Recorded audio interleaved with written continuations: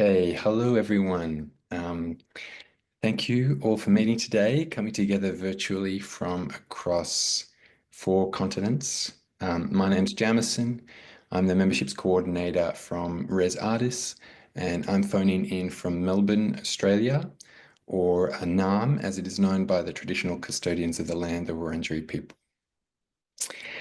So we're here this morning or this evening or this afternoon, depending on your time zone, to discuss online residencies, and not as a substitute for an in-person residency, but as a first preference. Let's move on, please, to Mercedes and Frida to hear about Mango Residencia. Well, thank you very much. Thank you, Artis. Thank you, Jameson, and all here to share the space. I would like to share screen. If that's okay.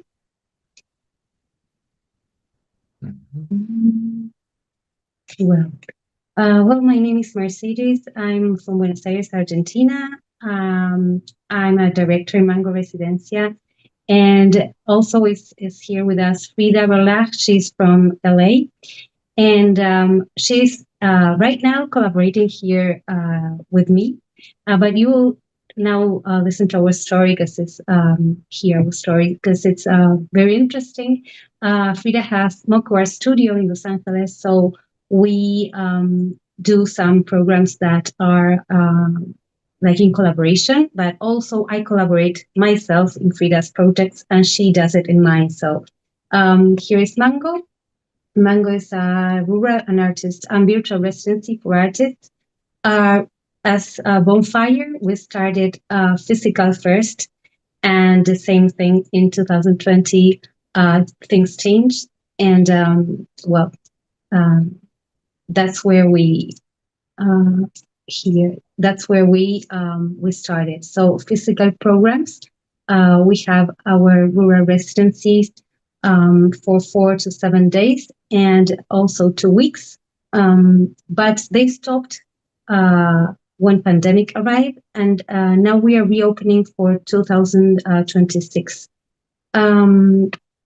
So here is what we experience here in Buenos Aires. Actually, we have a lot of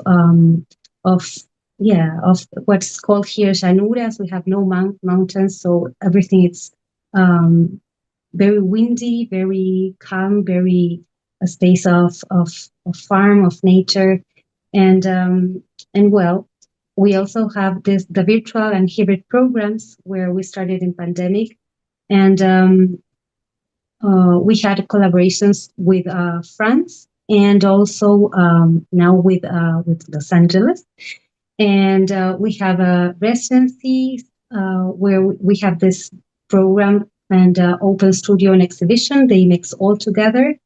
And for now, we have our residency is 5-week residency with an open studio that is virtual. And that same situation, we also do the opening of the exhibition. The exhibition might be, could be virtual and also physical. Right now, we are starting in Buenos Aires because before we had it in France, but now we're having it in Buenos Aires. And we have, through the way we were going through all the experiences, we are now here at this point having 2 specific themes. They are territory, our earth, and ocean, and also related to culture and human rights. So what we found here is that artists are very committed, and it's very potential the way they exchange their themes, their projects, their experiences. We are starting tomorrow our Ocean 2nd edition virtual residency and exhibition. So here is where we are now standing, but I want to tell you about our story. So this is Frida and I in 2013 in France. We were in an artist residency where we met, where we were both working in in our projects related to nature. I was doing land art. She was doing well, other kind of art, but related with nature. So that was our connection. In Marnesus, this is a little town called Marnesursen.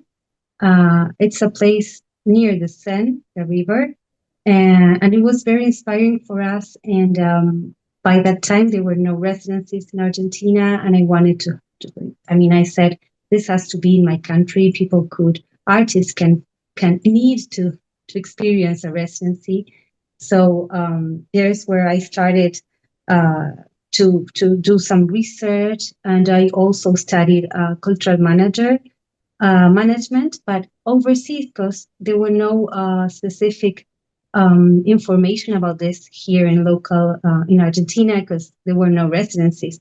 So that's how I like created something specific, brought it from overseas, but adapted to a cultural local space and artistic way of life. Um, well, so that's how from this, and this is something important that we also always say with Frida. This was the only time we met physically, this 2 months residency, and from there until now we're friends and we're collaborators and partners. So it was very yeah, it was very important for us, like in our lifetime, to share this experience, right? And sorry, coming back to our now program, I forgot that I have this last one. It's very, yeah, it's very new, and it's called Reality, the Reality of Our Earth Told by Artists in a Virtual Map. And here is a screenshot, because if you go through our website, you could navigate the map. Well, the idea is to fulfill this map with artists that are in different points of the world and want to talk about these three themes, or yeah, commitments with the earth, with the world.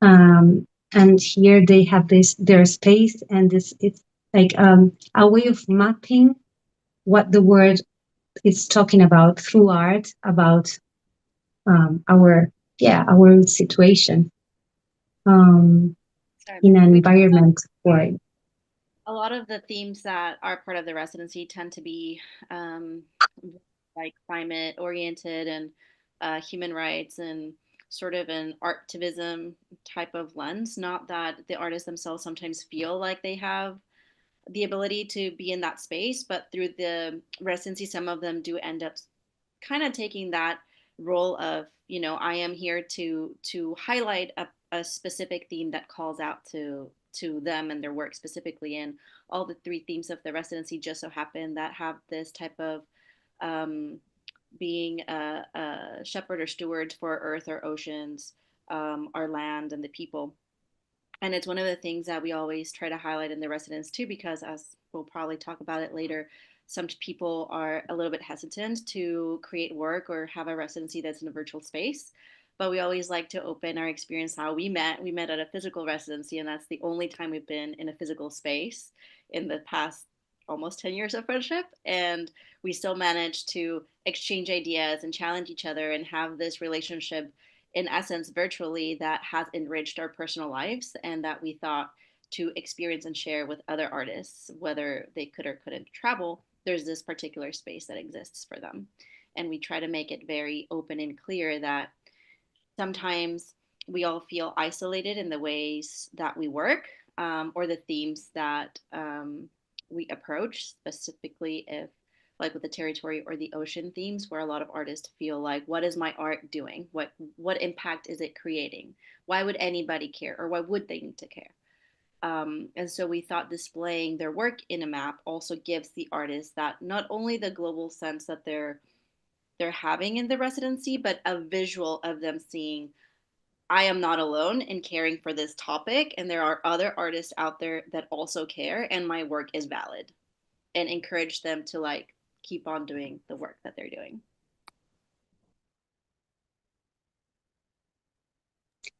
Yeah, thank you, Frida. Well, and finally, this is our Instagram. Through there, you could reach our websites and all what's going on. Mango Residencia at Mango Residencia. So that's it. Beautiful. Thank Thank you. you. Mhm. I think this is also the exciting thing, right? Because it's not like a singular topic. Everyone is like, yeah, involved in also the new technologies and how they affect our lives and in discussions. And I think it's always exciting to see also artists diving into like new like media and working with them, and also yeah, transforming their practice in different directions. Mm. And I'm curious to know if this is something that comes up in all of your programs. I think particularly for Bonfire and Mango, where it sounds like you don't have quite as an explicit focus on that new media digital art. Does that, because of the context of how you're meeting, do you find that those forms and those artistic forms come to the fore for your artists? Or do you find that they use the space, the online space, to meet and discuss and network and then focus on their artistic practice in their physical realms as usual? For us, we've had both and several experiences. I think we do not have a limit on the media. We've had artists that do sound work, we've had performances. The one thing that we ask them to think about is because we do have a virtual exhibition and open studio at the end, that they have to think about how they want to um, show their work. And so, one of the things that is not very virtually conducive to being shown online is sculpture because it loses a lot of its Hmm. interaction, its three dimensionality. And so, what we've found though is that some of those artists that whose tactile work is really important to them have to find other ways of working and looking at their work. So we've had sculptures that then become performances, and then we've had writers who then decide I want to work visually. We had a writer recently who's never done art before, and so part of in the meetings, a lot of the artists were giving their pointers or things they wish they knew when they started, and so his written word then became visual.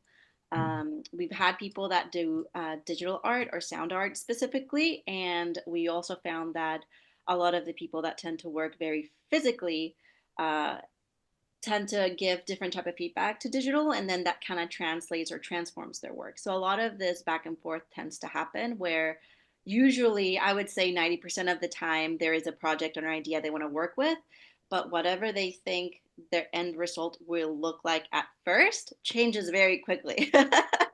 And it's really a transformative experience for them because we do open this space with the idea of I am the bad guy and Mechi is usually the good guy. So it is my job to make sure that they're like keeping track and make sure that like things that are doing in order for them to have a productive but also an enjoyable time in the residency. We do stress that process is important and and well-being is important as well. Then Hmm. sometimes this virtual spaces, life gets in the middle. But we've come to realize that a lot of the work sometimes changes in the process, the way they look at their work, whether it's just for this residency or in the future. But we encourage them to take it as an opportunity to play and explore, and they could hate it at the end, but that's okay. And more Hmm. more often than not, we've received very positive feedback that whether they stick with it or not, the process or the space that allows them to not be too rigid or strict in the way that the work um, sort of refreshes their art practice. Hmm. Great. And Mechi can make sure I'm not forgetting anything. But as always, there are things that are built into the residency where we all collaborate in a Google Doc throughout the week. We try not to use email as much, except the artists obviously are free to exchange their information. But from an organizational point of view, that way we can see what they're working on behind the scenes before we meet virtually, because a lot of things happen between those virtual meetings that sometimes we don't get to talk about, or on Tuesday they had an idea, and by Thursday is totally different. And so they get to do that, although that is with our help. However, we do have our Discord channel where all our participating artists are more than welcome to join, and that's more of a social chat exchange, links, ideas, things that they did on the weekend, things that they end up asking each other. We do sometimes connect them because from our point of view, we start seeing points of connection between each other's projects that sometimes the artists themselves don't realize because they're very focused on their project. And so sometimes we like to point those things out and sort of send them out into kind of like work together on this or think about this particular theme or this particular challenge. And then most of the time from that, a lot of them connect after social media. Although we did have a couple of artists that sent, what was it, Menchi, from what country to what country that where they sent the They sent microplastic. Microplastic. There was an artist that she's scuba dives. I don't know the specific name for that, but she went to Antarctica because she's part of her work. She's a scientist as well. So she collected microplastic and used it for her art piece. But then some was, she didn't use it. So she sent it to another artist in Canada, and she used it for her art piece. So it was cool because they were connected through, it was spiritual, but actually there was something physical that united them and connect them. So that was great. Cool. I heard about another project in the office at Residencies. A director mentioned a project where there was a residency program like this, but to finish it off, they sent a suitcase around the world to every participant, I think, and someone put something different in the suitcase as a way of making physical this digital experience they'd had. So that sounds nice. If there are any last skeptics listening, some artists who are listening and thinking, you know what, no, it doesn't sound like I need to be in a physical space, or I'm not sure I could get the same kind of thing online as I want in person. Maybe, well, that's fair enough. But do you have any other last parting words of encouragement or challenge to those artists who might be wondering if the online residency is for them? Yeah, I would say it is like fantastic flexible format. As I said before, you can decide how to spend your time, and it's not like it's less stressful, let's say, to move for a longer time to stay in an art residency and to apply for a visa or manage everything between jobs and families. And I think that there are multiple ways to have like a fruitful exchange with other fellows and grow into the residency network. And I would also like to encourage and welcome everyone to bring in their own ideas and experiences to online residencies, and also to improve and also maybe change the structures for a better experience. So just try it out and tell people what you need for the online experience. Mm-hmm. I relate completely. I think we do relate completely with Sarah. And in fact, we do that at the end of every residency. We open a conversation where they tell us like everything they think about the program, and we do implement a lot of what's coming in those conversations. I think like as you said, Jameson, we name a lot of like distance, as Sarah was saying, visa, side jobs, family, and other things. And I would add that it's also nice to investigate a little bit what is behind that digital program, because maybe what you need is there and is digital. Mm-hmm. I will leave it there. Yeah, I would also say, don't be afraid about this digital. People think something is cold or it's literally distant and so on. But from our experience, you can like really connect to people, have networks, have collaborations, make friends. And finally, you meet the people in the moment, and the only thing that you're shocked of is their height, because that's the only thing you don't see in Zoom. But you know already the people. You can give them a hug, and you know them. You You feel really them. you have a connection, even though it's through this small square. But it's much more there. It's much more. Then at the end, you can share. I would add that I believe also that first it's cheaper than, well, not always, but yeah, I believe it's cheaper. So maybe if you have a small budget for this, it's something that you could manage, and than a physical residency, right? And also, it's a specific time that you focus on that, because you're here with people, or for example, for us, for 2 hours, you speak, you exchange, you connect. And maybe when you are in your physical residency, it's more like the time is not for exchanging, it's more fluent. You go with the flow, but you don't have a specific time to exchange.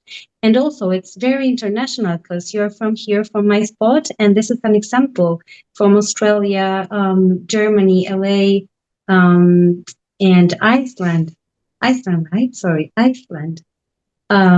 So it's very, very like international from your space. Great. Frida, did you want to mention anything? No Yeah, pressure. I think for us is also, I mean, life happens, right? I was fortunate enough to experience a physical residency, and it's just, whether it's sometimes it's a little bit more accessible, whether financial or physical or health. It kind of allows you to have that experience if you cannot experience a physical residency, which sometimes requires time, money, a little bit more planning, visa, travel, everything else. And so I think the idea that having a virtual program it sounds like it's not like a door of possibility, like Pat and Lucas was saying, but it is, because it allows you to bring all of that outside world and information and exchange that's out there in the world into your space. And sometimes that changes the way you interact within your space as well. So that kind of transformative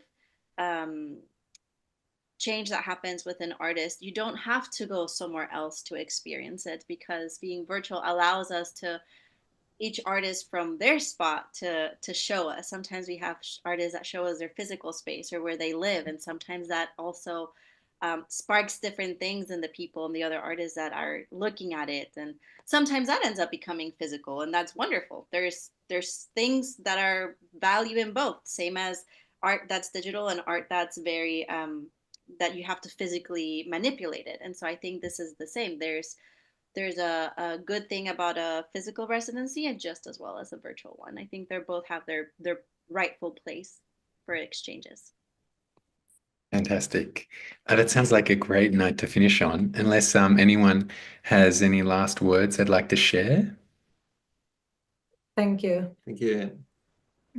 Cool. And I also just wanted to quickly take this opportunity to, yes, thank you, Pat and Lucas, for reaching out first to me and looking for more resources for online residencies, which was the initial spark, so to speak, for this idea. So thank you. And thank you, Frida, Mercedes, Sarah, Pat and Lucas, for all coming together today to share your thoughts and ideas and programs.